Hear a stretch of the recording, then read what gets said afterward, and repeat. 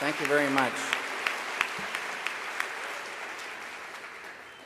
It's good to be here in Boston, and thank you very much for coming here tonight.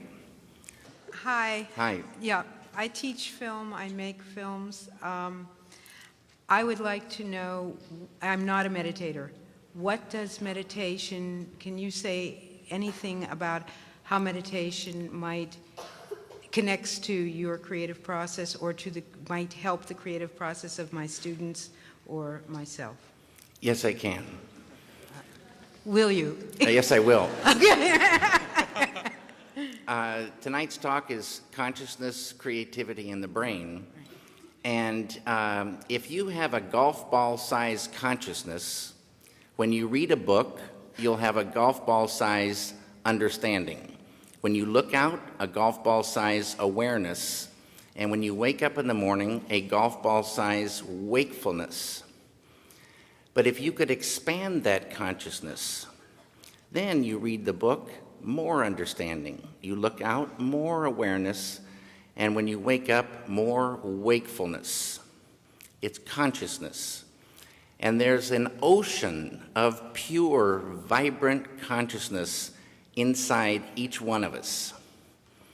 And it's right at the source and base of mind, right at the source of thought, and it's also at the source of all matter. And Maharishi Mahesh Yogi teaches a technique called transcendental meditation. It's a simple, easy, effortless technique, yet supremely profound, that allows any human being to dive within, experiencing subtler levels of mind and intellect, and transcend and experience this ocean of pure consciousness. This pure consciousness is called by modern physics the unified field. It's at the base of all mind and all matter. And they now say, modern science says, all of matter, everything that is a thing, emerges from this field. And this field has qualities like bliss, intelligence, creativity, universal love, energy, peace.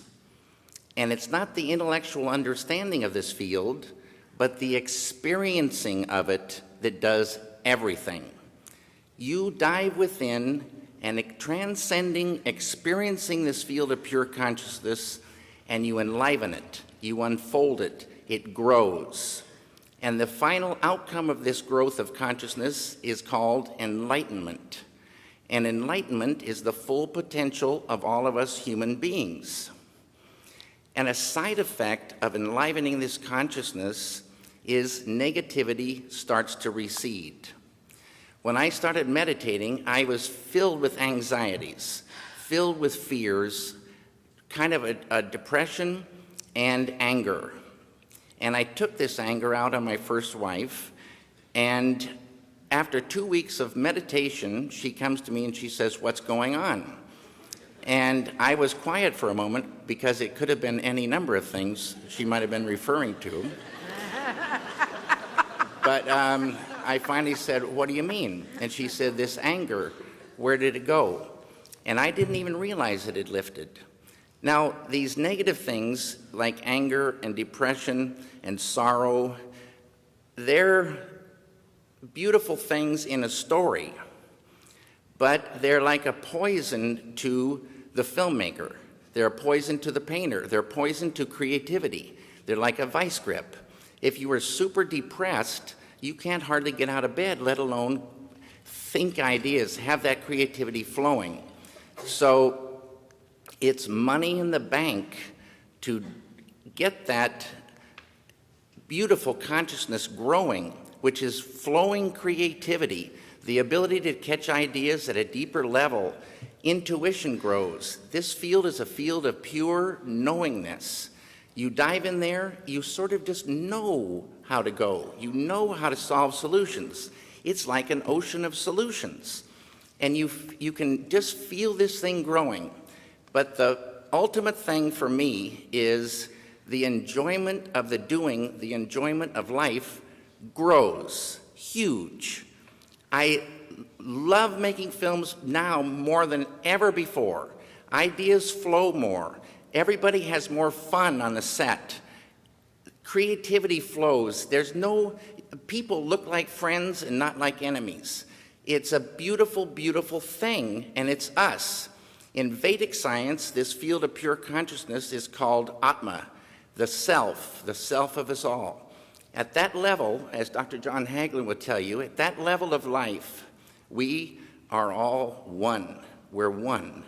Diversity up here, unity down below. It's a great thing for the filmmaker. Thank you.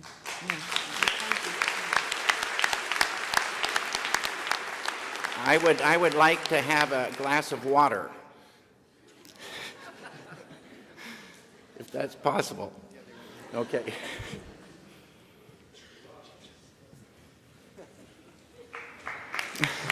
Hey, Jay, bless you, man. This is Jay, my friend and assistant.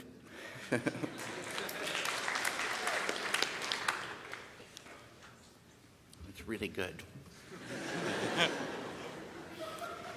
It's not quite as good as pure consciousness, but it's really good.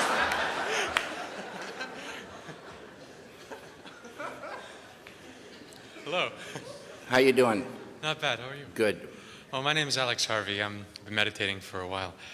I want to know if there was a moment where you realized the effect that pure consciousness had on your work.